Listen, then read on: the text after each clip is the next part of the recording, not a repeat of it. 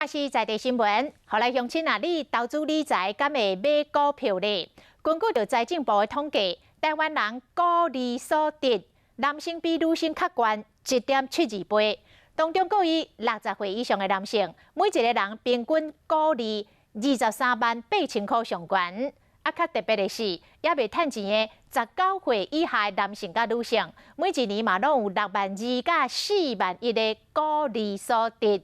分析师讲，这甲即摆银行的利率真低有关系。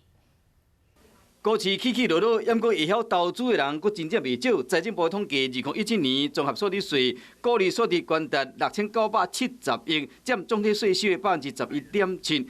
其中有股利所得的女性比例是53.4%，悬过男性的46.6%。不过股利所得却是男性较悬，金额是女性1.72倍。其中又佫以60岁以上的男性，每一个人平均23万倍上介悬。上市公司的老板大概平均大概是55到70岁之间，那这些人持有的股份比较多。为每一间股东会，就会使发现讲，基本上带头的拢是有经验的男性。特别的是19岁以下的族群，明明大部分还未上班赚钱，同款有股利的所得，男性平均有62000，女性有41000。上个主要原因应该是父母互因的。现在的利息是非常低的情况之下，所以说这些人都慢慢都为这些子女做一些长期的布局。